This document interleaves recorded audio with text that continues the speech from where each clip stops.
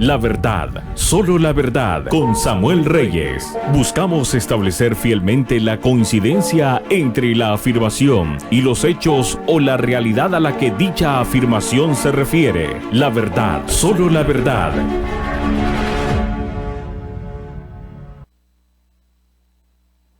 Qué bueno, amables televidentes, estar de nuevo con ustedes en este programa La Verdad, solo la verdad, con Samuel Reyes.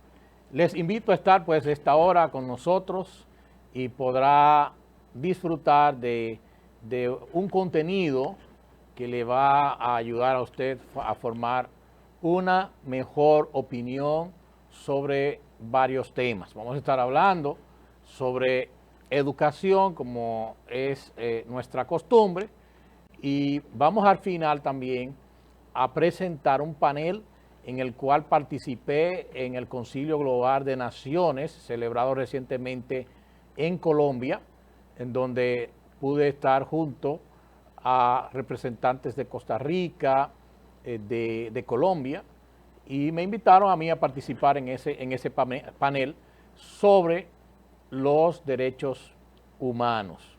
Pero vamos a empezar con una gráfica de la participación de nuestros estudiantes en la conmemoración de la llamada Batalla de Santiago, una batalla que se celebró del 6 al 13 de septiembre, hace ya 159 años. Una batalla que incluyó una polémica en la medida que no se sabe quién fue que la tomó de incendiar a la ciudad con el propósito de acuerdo a lo que dicen algunos historiadores, de hacer salir a los españoles de la ciudad, y así fue como pudieron obtener la victoria. Estuvieron nuestros estudiantes del Instituto Evangélico como abanderados, allí representando a los estudiantes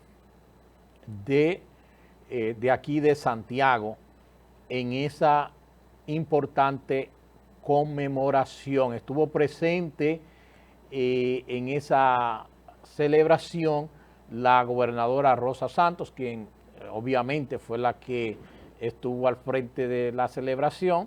Estuvo también la directora de la regional 08, Marieta Díaz, la licenciada Marieta Díaz, y también estuvieron representantes del Ministerio de Defensa aquí en la ciudad de Santiago.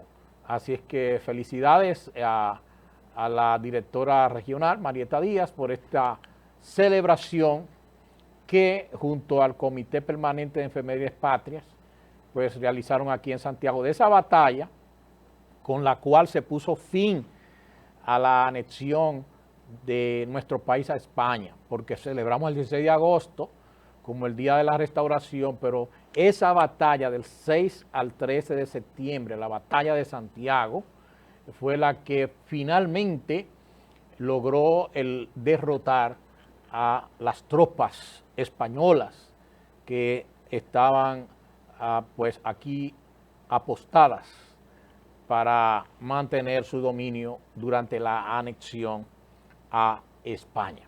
Bueno, y aprovechando que estamos hablando de educación, hablemos de una medida por ahí que se ha visto un poco polémica y que gracias a Dios pues fue reversada, porque había una partida de 4.250 millones de pesos que del presupuesto nacional se iba a destinar a otras áreas de servicios de gastos del Estado, y que pertenecían o que pertenecen al MINER, porque se reversó o no se hizo efectiva esta medida de traspasar del presupuesto del MINER a otras dependencias 4.250 millones de pesos. Y quiero hacer un comentario sobre ese particular, porque asociaciones y personas, miembros del Pacto Nacional para la Reforma Educativa, que recordamos que en el año 2011 fueron determinantes en la lucha por lograr el 4% para la educación. Estas instituciones solicitaron junto a otras expresiones y fuerzas de la nación, entre ellas políticas, pero estas son las que tienen una voz menos comprometida con intereses, porque yo no sé qué hacen algunos partidos políticos refiriéndose a este tema cuando ellos no tienen moral para hablar de una correcta ejecución del 4% a la educación, porque ahí permeó de todo, incluso el hacer construcciones de escuelas donde no se necesitaban.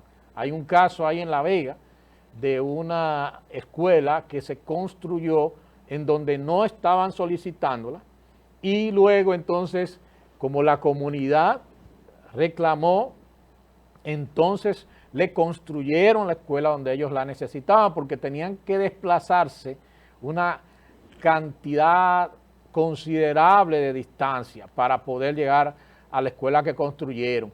Y señores, esa otra escuela está vacía, y eso lo hicieron las pasadas autoridades solamente para ponerles un ejemplo. O sea que, por ejemplo, ellos no pueden estar hablando de una correcta ejecución del presupuesto. Pueden opinar porque esto es una democracia, pero yo creo que mejor deberían quedarse callados. Pues estas instituciones solicitaron al Poder Ejecutivo a través de su Ministerio de Hacienda que desistiera de incumplir la Constitución y las leyes con su propuesta de reducir el presupuesto de educación, transfiriendo 4.250 millones de pesos a subsidios. Y aquí, pues, el señor director ha puesto las disminuciones de las apropiaciones, que así que se llaman cuando se va a ejecutar cualquier partida del presupuesto, pues se le llama de esa manera, apropiaciones. Y ahí podemos ver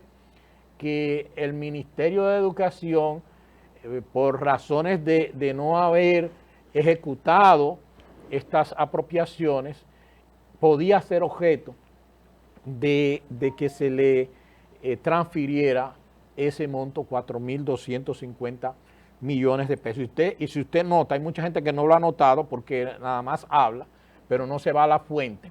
Si usted nota, allí hay unos gastos que pudieran haberse utilizado para que este año escolar que inicia ahora en septiembre para el sector público, para el sector privado empezó ya en agosto, pues pudiera estar mejor organizado. Y ese dinero que todavía no se ha utilizado, bien pudiera utilizarse para que el año que viene ya se esté organizando, ya se esté poniendo las cosas en su lugar para que podamos tener un año escolar, no 2022-2023 exitoso. Ya este está montado, ya este está montado y tiene retrasos en algunas acciones que deben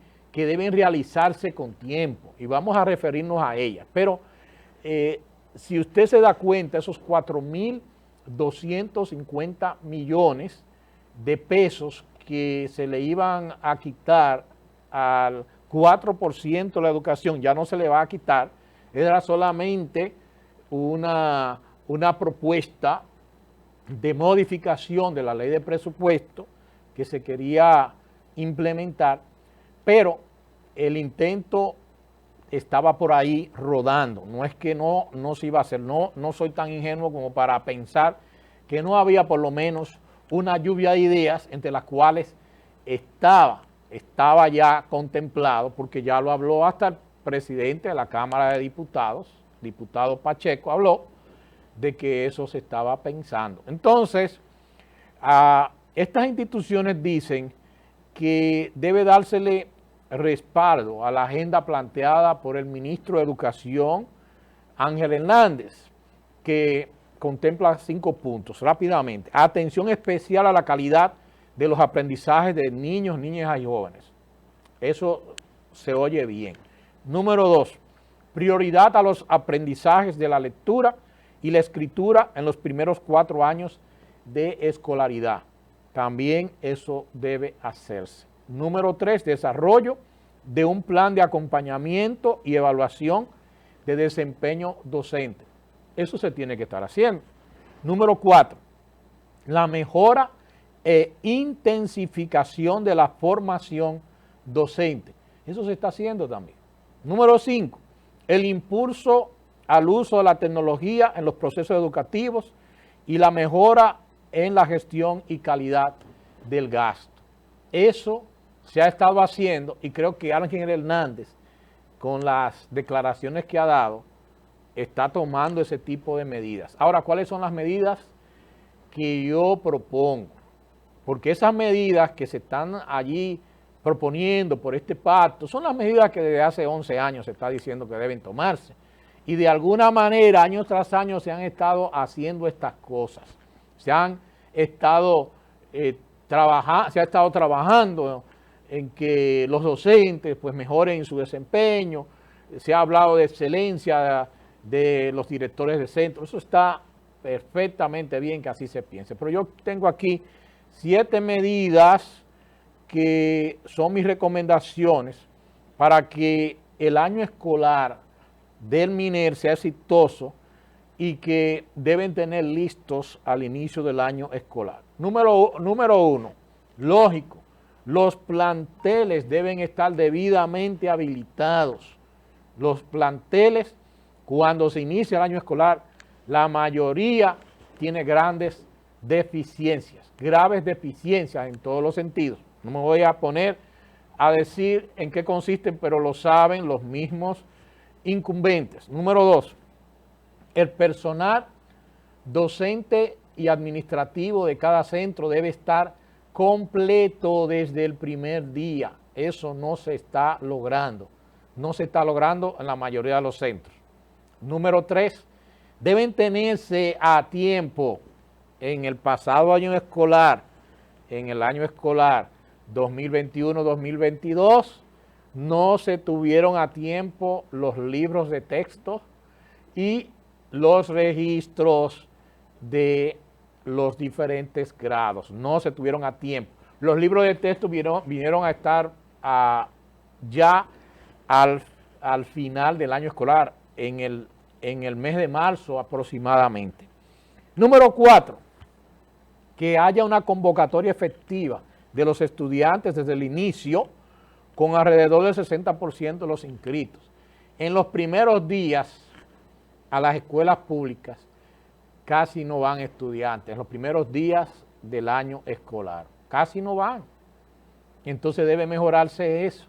Por ahí es que debe empezarse a trabajar, pero teniendo todo listo, los libros de texto, que cuando ellos lleguen aquí haya ese incentivo, haya esa motivación de que están los libros de textos ahí, que están las mochilas, si le dan, que están los zapatos, que esté todo lo que se le vaya a dar, que estén organizados para darle inmediatamente el almuerzo escolar, el desayuno escolar, todo lo que tenga que tener listo, que esté listo allí, que estén listas las lactos que se le entregan y cada año se siguen entregando más, pero siempre hay un grupo que no tiene este tipo de recursos que son importantes para poder tener un mejor desempeño en las aulas.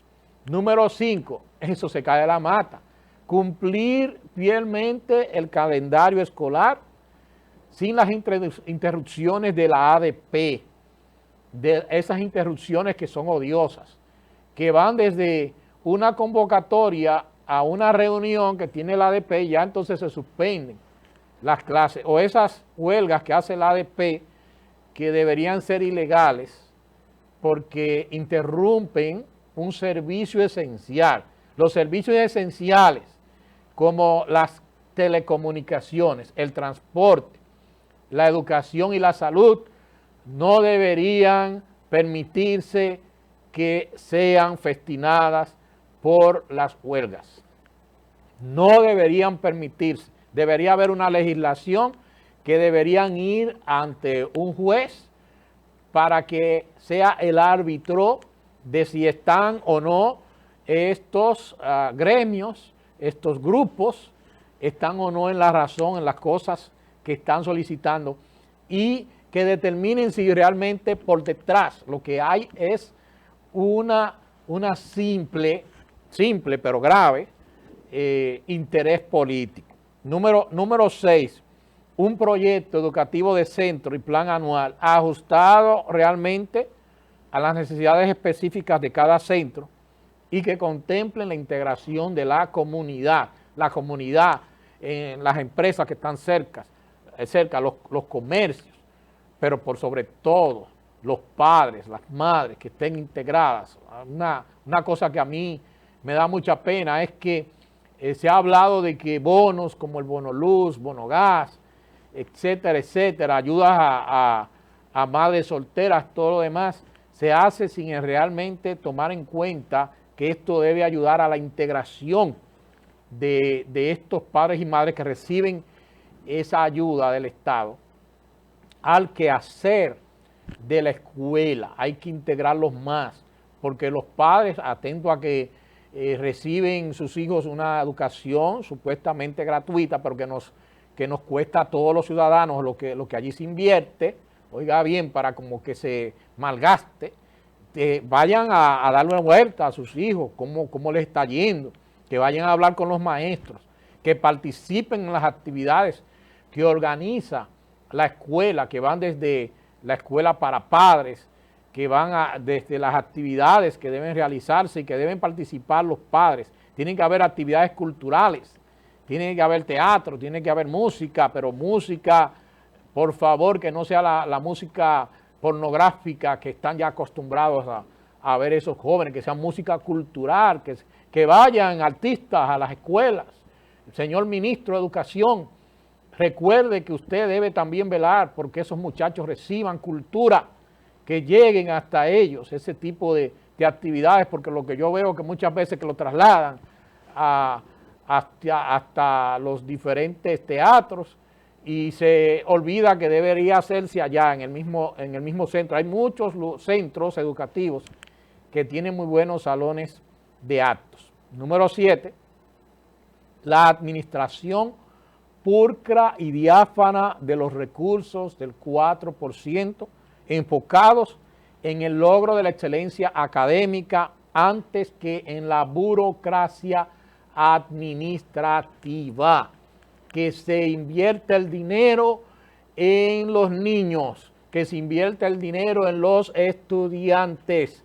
Y de esa manera usted me va a convencer a mí, señor ministro, me va a convencer a mí también, señores funcionarios del MINER, que ustedes verdaderamente están empeñados en que ese 4% verdaderamente traiga desarrollo a este país, porque la educación es lo que trae desarrollo a las naciones.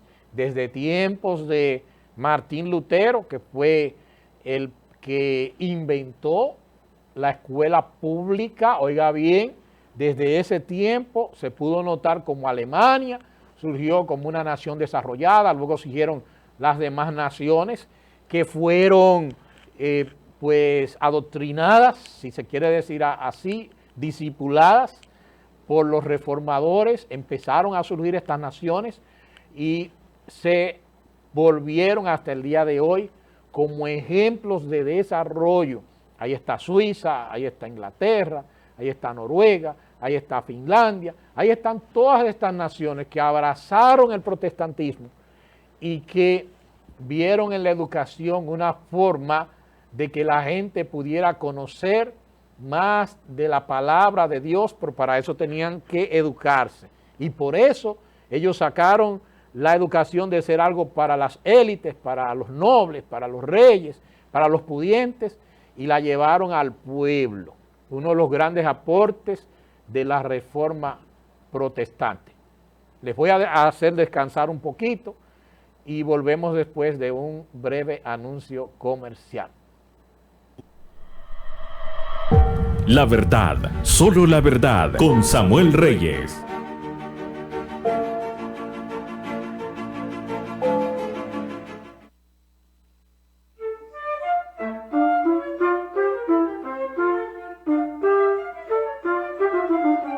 Dice la palabra de Dios, todo lo puedo en Cristo que me fortalece.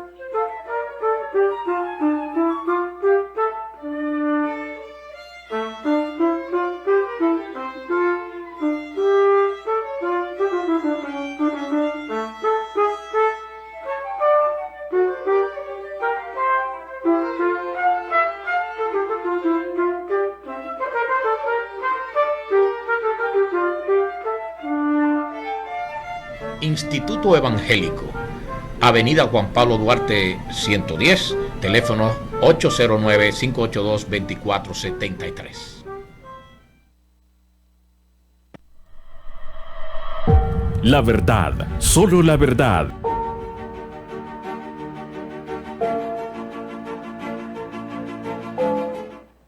Bueno, por los predios de América del Sur se están dando unos fenómenos muy interesantes.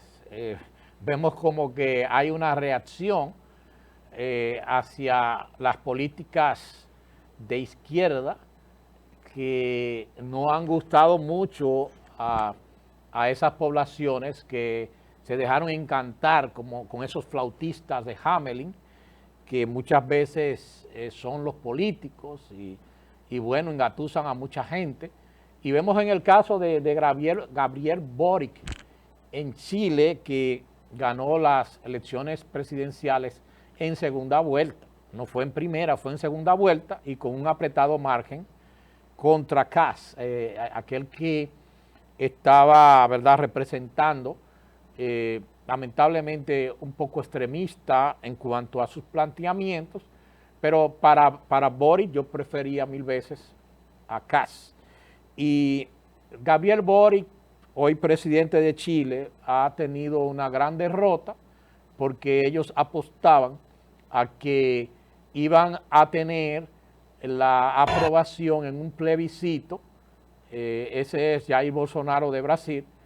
Vamos a hablar un poquito de Bolsonaro en un breve momento, pero Boric entendía que iba a tener una fácil victoria para que le aprobaran la nueva constitución allá en Chile, pero la gente de manera sorpresiva, porque se sabía que iba a perder la moción de que se aprobara esa constitución, pero no es en la manera abrumadora con la que hubo un rechazo a esa nueva constitución allá en Chile, 62%, redondeándolo un poquito, a un 38%, 62% de rechazo, a un 32% de aquellos que lo aprobaban. ¿Por qué? Bueno, porque en realidad desde el 2019 hubo una agitación muy fuerte allá en Chile, la misma agitación que se dio en Colombia, la misma agitación que le quieren hacer a Bolsonaro en Brasil, pero en realidad en Chile la situación es algo complicada para Boric, porque el Banco Central de Chile firmó hace poco una línea de crédito por nada más y nada menos que 18,000 millones de dólares con el Fondo Monetario Internacional. También han aumentado la cantidad de empleados públicos en más de 8,000 nuevos empleados. Y aparte de todo eso, pues no hay inversión, no ha habido inversión de capital.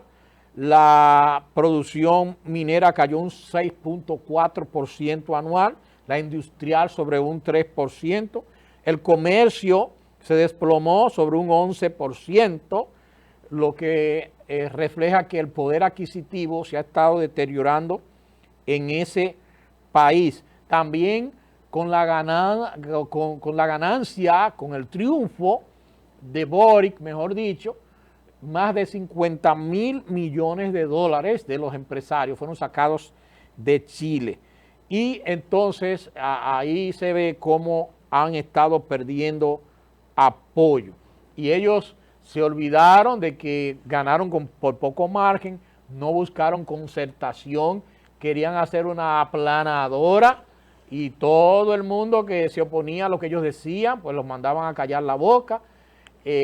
Hicieron unos cuadros muy feos, unas manifestaciones muy feas en el Congreso allá de Chile, y no hubo ningún consenso. Incluso ellos estaban planteando la multinacionalidad allá en Chile, algo así como lo que hay en España, comunidades autónomas, pero como considerándolas un poco como naciones a las comunidades indígenas, a las cuales hay que reconocer y hay que brindarle el apoyo del Estado, pero no a esos extremos.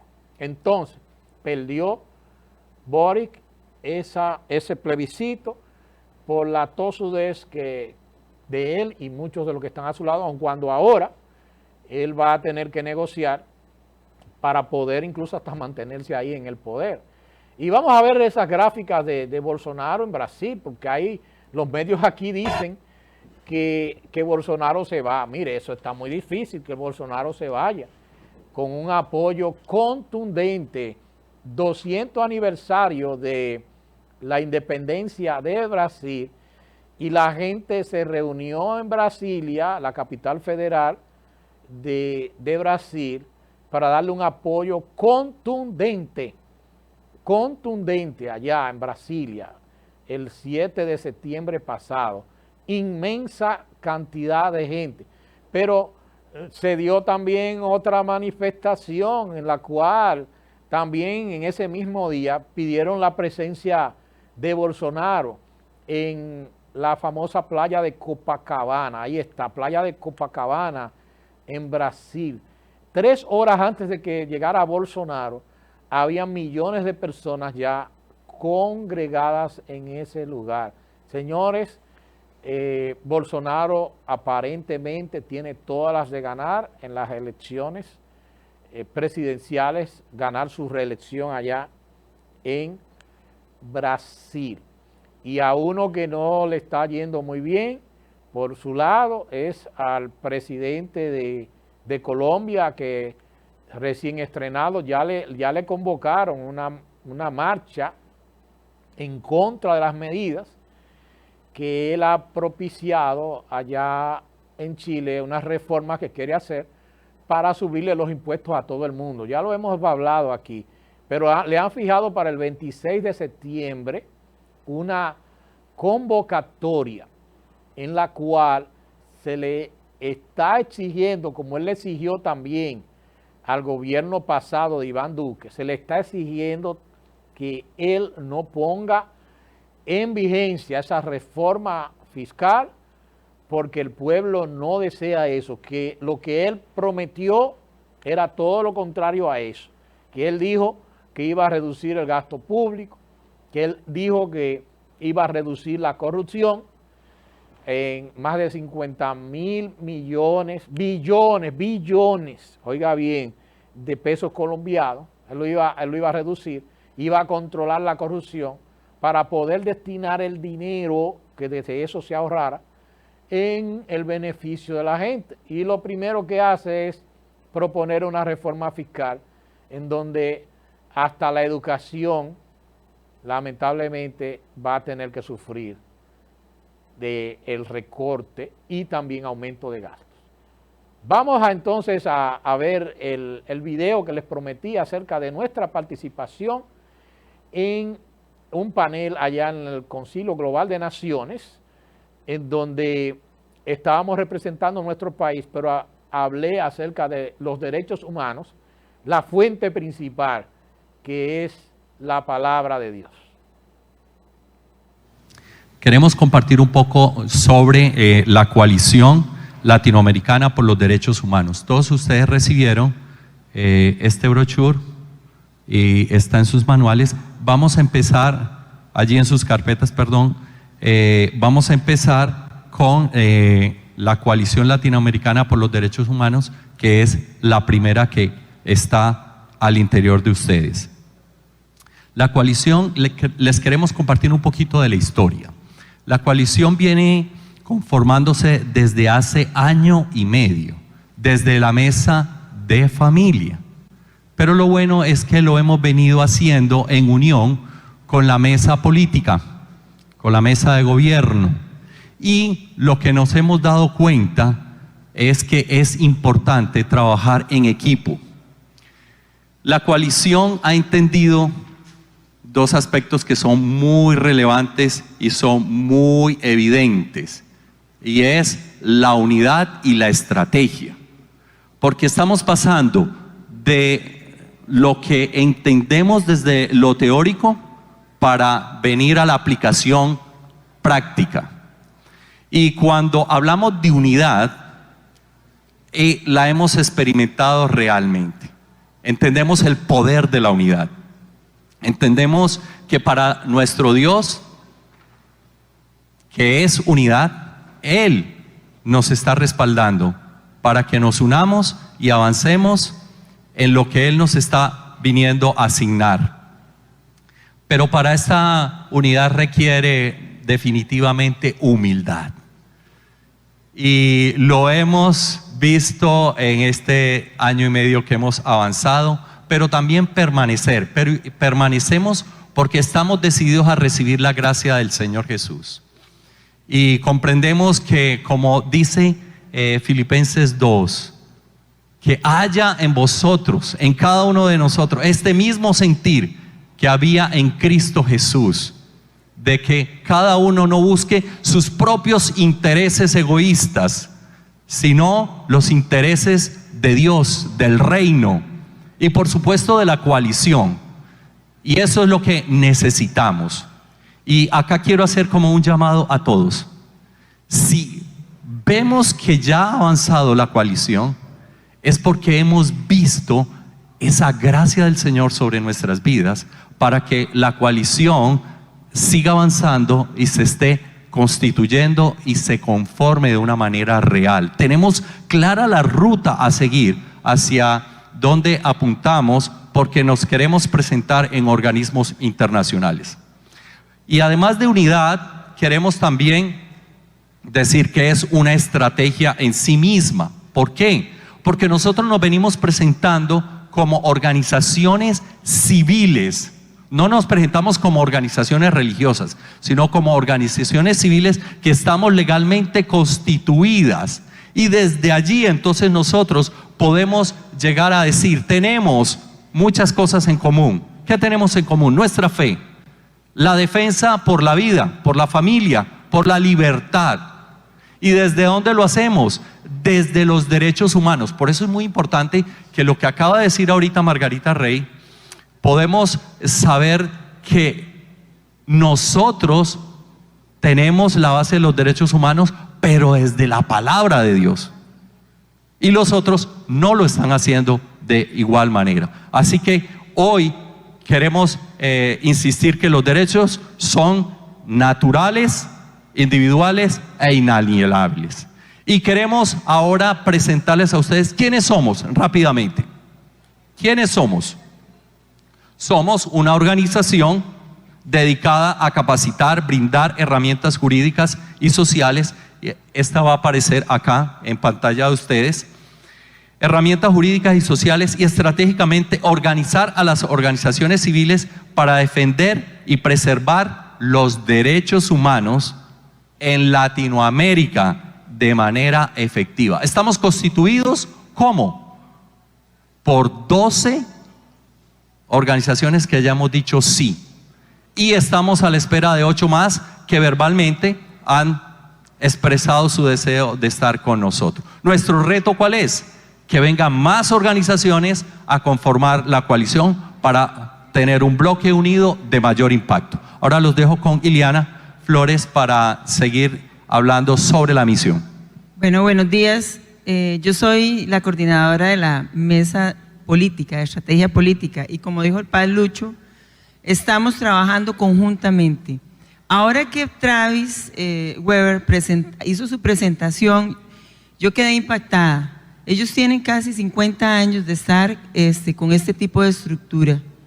Lamentablemente, lo que me di cuenta es que estamos 50 años atrasados nosotros en Latinoamérica. ¿Por qué? Porque lo que estamos levantando en la coalición latinoamericana es exactamente una estructura similar al trabajo que ellos están haciendo. ¡Qué tremendo esto!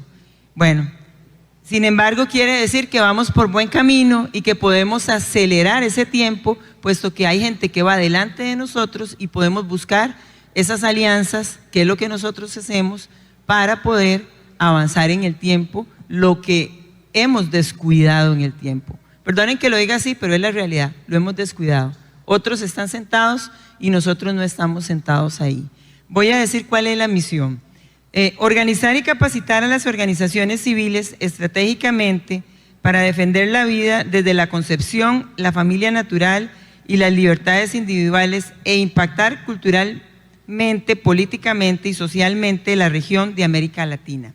Como dijo el pastor Luis, aquí está esta misión escrita para que ustedes también puedan profundizarla más.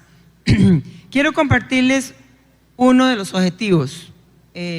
Tenemos varios objetivos, vamos a compartir los que nos dé el tiempo a hacer, ¿verdad?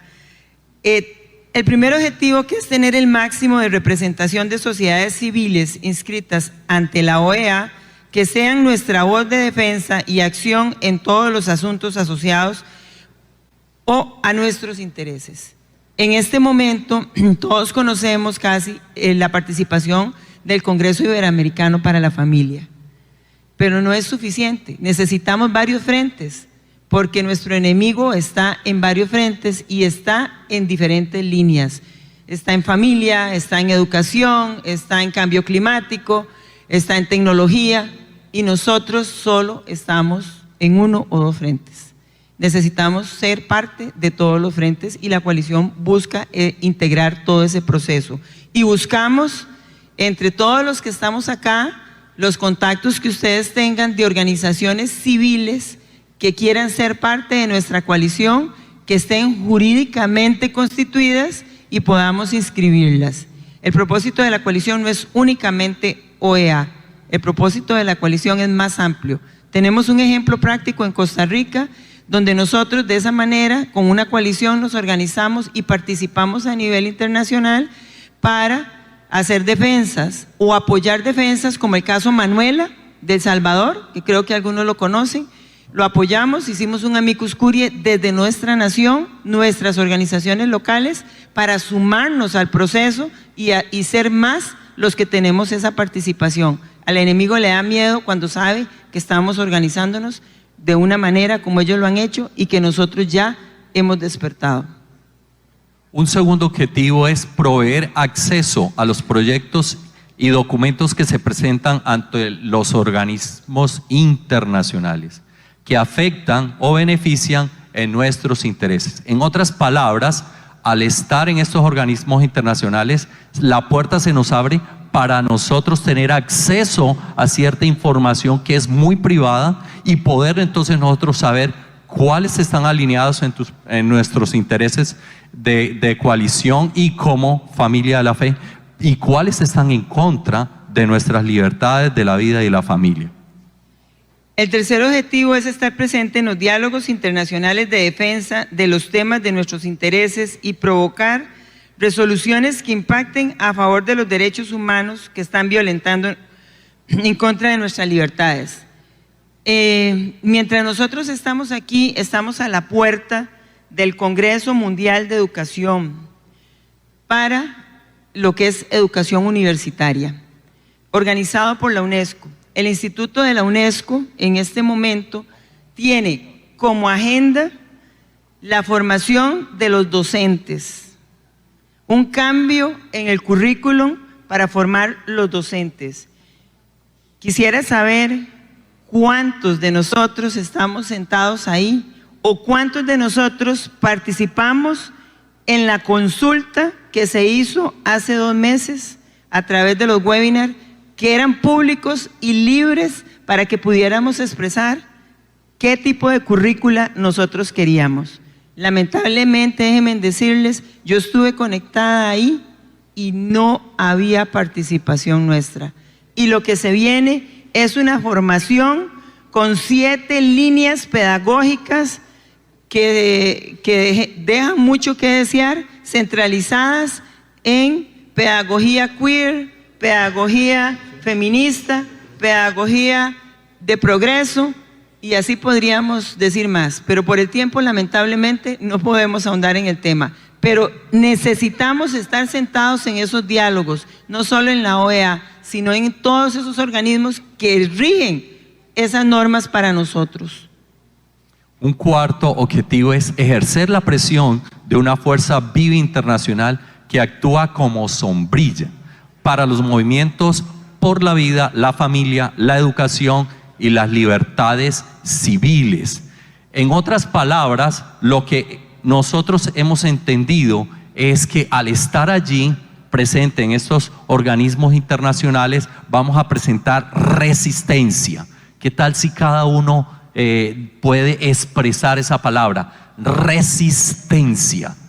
Y el Señor quiere que seamos valientes, que resistimos los ataques del enemigo, que resistimos la avanzada de estas agendas que vienen a dañar la vida, a destruir vidas, a dañar la familia, y que de una u otra manera vienen a quitar nuestras libertades. Dios quiere que tú y yo seamos valientes al poder resistir.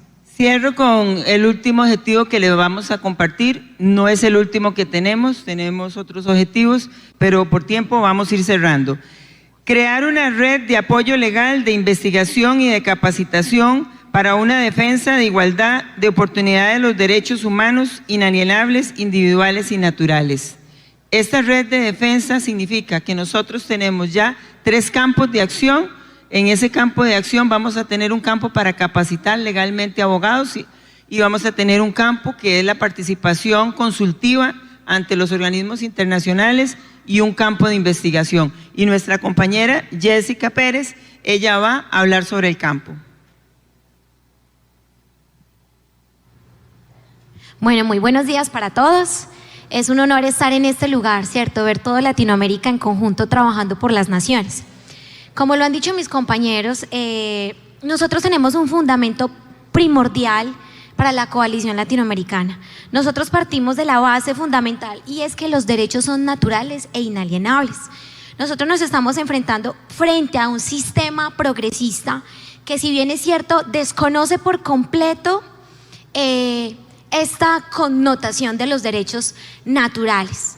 Es un sistema vivo, es un sistema que está basado en el positivismo y por ende nos han relegado como cristianos, ¿sí? Como sujetos de derecho, con una claridad frente a las prerrogativas jurídicas.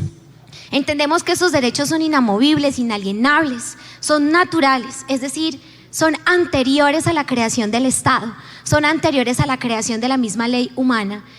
Por tanto, es Dios el dador de esos mismos derechos, porque en Él reposan la dignidad. Como lo decía el gran filósofo Levinas, cómo mirarnos en el rostro del otro, es allí donde realmente podemos dignificar la vida del ser humano. Entonces nosotros nos estamos enfrentando a un sistema del derecho internacional que ha distorsionado por completo una realidad y nosotros somos los responsables. Por eso la invitación tan importante de que ustedes desde sus naciones podamos vincular diferentes organizaciones para trabajar activamente. Como lo decía Denis ayer, estamos listos para hacer la resistencia. Es hora de generar acciones supremamente claras y desde la coalición estamos desde esta línea. No desconocemos que el sistema quiere imponernos una dictadura jurídica, pero la palabra del Señor es muy clara y es que el poderoso gigante, Él va con nosotros como gran proclamador de los derechos humanos. Entonces, desde esta línea queremos comentarles que nosotros tenemos 3 líneas, valga la redundancia, del concepto de los derechos. Derechos naturales, individuales e inalienables. ¿Por qué son naturales? Como lo hemos explicado, porque no los otorga ningún derecho. No existe el derecho al aborto, no existe el derecho al matrimonio igualitario, no existen muchas cosas que el sistema quiere inventar, ¿no? pero desde esta posición nosotros lo tenemos supremamente claro. Obedece a la naturaleza intrínseca del hombre desde su dignidad. ¿Por qué son individuales?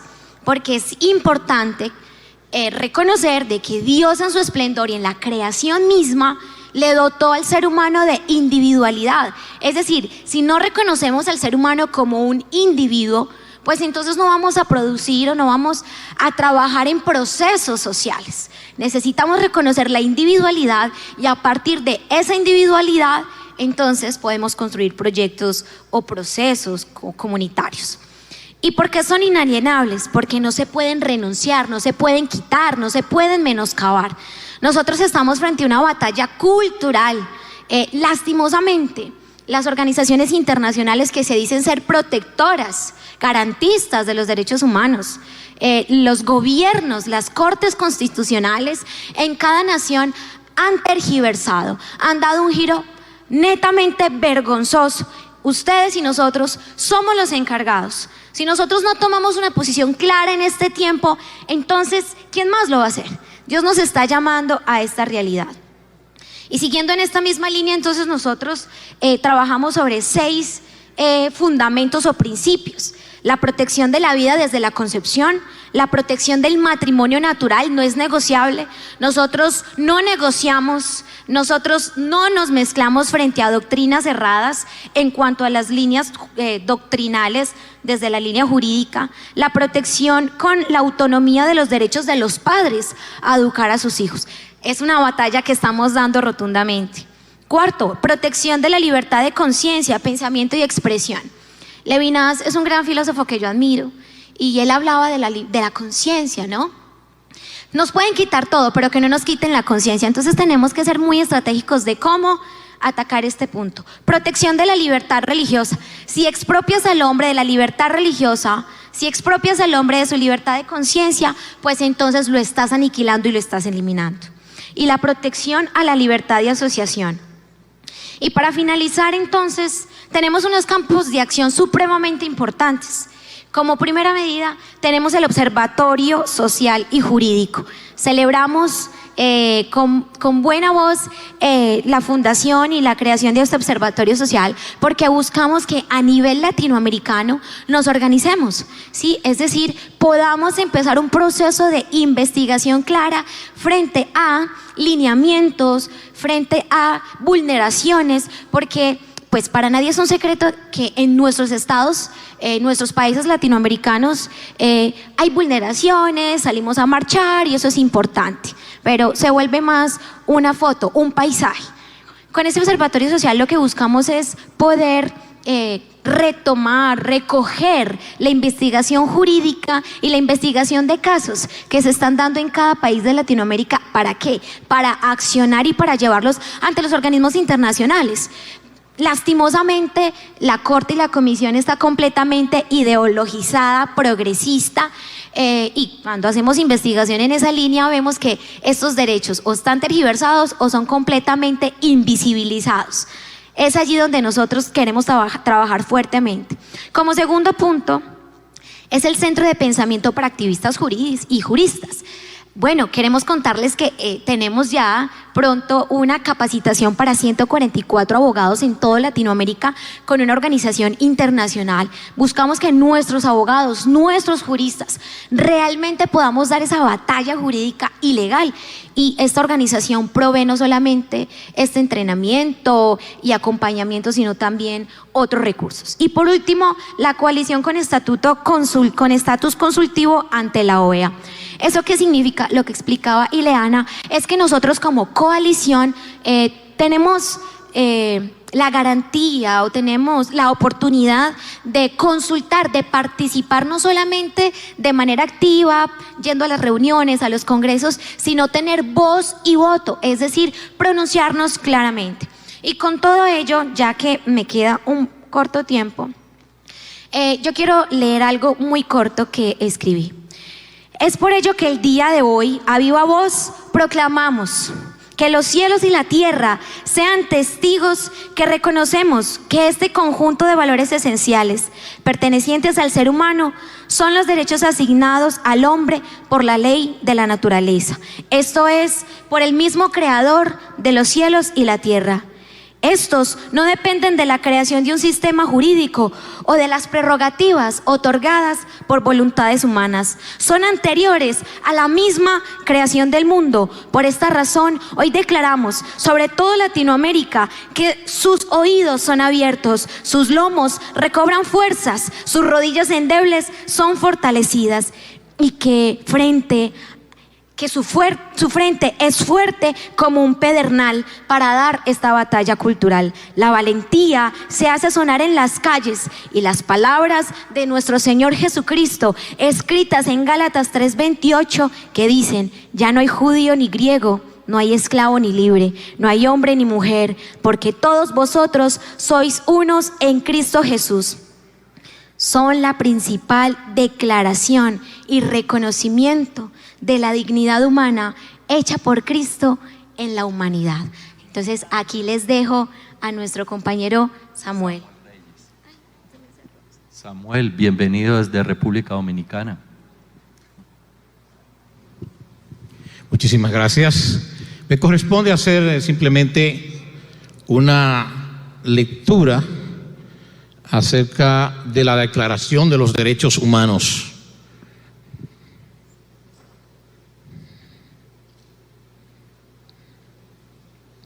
Bien, la noción de derechos obedece a un concepto del derecho moderno. Sin embargo, cuando se habla de la práctica real de los derechos humanos, esta se remonta a tiempos antiquísimos. Por tal razón, uno de los hitos históricos en esta materia data en los tiempos de Ciro el Grande, en el año 539 a.C. Su sistema de gobierno contempló la liberación de esclavos, la igualdad racial y la posibilidad de que cada persona eligiera libremente su propia religión, en especial al pueblo judío. Esta práctica, de manera ineludible, se encuentra narrada en las crónicas judías, en el escrito bíblico, en la misma palabra del Dios viviente. Es decir, este sistema de pensamiento tan avanzado para aquella época obedece a una clara razón de ser. La naturaleza misma del gran Dios hebreo operaba claramente en aquellos tiempos. Es así como el relato histórico que marca estos grandes hechos son solo la simple ratificación de lo dicho por los propios profetas Isaías, Jeremías y Esdras acerca, en otras palabras, donde dicen: el Señor que muda los tiempos y las edades, quita reyes y pone reyes, da sabiduría a los sabios y la ciencia a los entendidos, en el gran artífice de la dignidad humana que es Dios. Por tal razón quedó enmarcado para recordación de las generaciones que las grandes naciones que determinaron el desarrollo de la humanidad fueron orientadas sobre el indiscutible principio de libertad, y fue por esta razón que las relaciones políticas, económicas y sociales giraron en torno a la tolerancia religiosa, siendo esta la manera más noble de dignificar al ser humano. Con el paso del tiempo, las estructuras políticas, económicas, sociales y culturales de corte medieval empezaron a desaparecer y fueron sustituidas por el período transformador del Renacimiento. Por esta razón, los derechos humanos manifestados en la libertad de conciencia y religiosa nacen como un importante aporte de esta época, especialmente con el proceso de la Reforma Protestante en el siglo XVI. En esta etapa se evidencia que uno de los aportes más relevantes fue la separación eclesial del sistema de gobierno. La idea naciente de que el hombre fue creado a imagen y semejanza de Dios le otorgó valor a su individualidad, su dignidad humana, capacidad de creación y producción de riquezas. Descentralizó también la idea de la soberanía papal sobre el hombre. Elevó su capacidad racional, la cual incidió de manera directa en la revolución intelectual del lenguaje, la familia, la medicina, las artes y la literatura. Como lo plantea César Vidal, la tremenda crisis institucional del papado constituía un síntoma innegable de una o no menos profunda crisis espiritual. A decir verdad, la necesidad de la reforma era palpable. Durante aquella época, el grito de libertad frente a los reiterados abusos en nombre de Dios marcó lo que se conoce como el Tratado de Paz de Augsburgo, el cual posibilitó al gobernante de cada estado elegir con completa libertad su propia fe, y por consiguiente esta fe era general a todos los habitantes de dicho estado. Este tratado no solo plasmó la libertad religiosa, a su vez consagró la libertad de conciencia al establecer que el súbdito de dicho estado invocara diversos textos de corte jurídico para realmente ser valorado como individuo. Mangalwaldi argumenta que el pacto de los 10 mandamientos promulgado en la Reforma fue la base principal para la creación del constitucionalismo moderno, o el llamado imperio de la ley. Es decir, el mundo entero se debe a la ley promulgada en el monte del Sinaí. Y este fue el fundamento de lo que hoy se conoce como la ley escrita, dando el paso a la garantía de los derechos humanos. Y para concluir, es evidente que la Declaración de los Derechos de Virginia de 1776, la Declaración de los Derechos del Hombre y del Ciudadano en 1789, la Declaración Universal de los Derechos Humanos en 1948 y la Convención Americana de Derechos Humanos es la manifestación creativa de nuestro Señor Jesucristo, de amar al ser humano. El término de derechos humanos no es otra cosa entonces que el mismo rostro de Dios manifestado al mundo. Muchas gracias.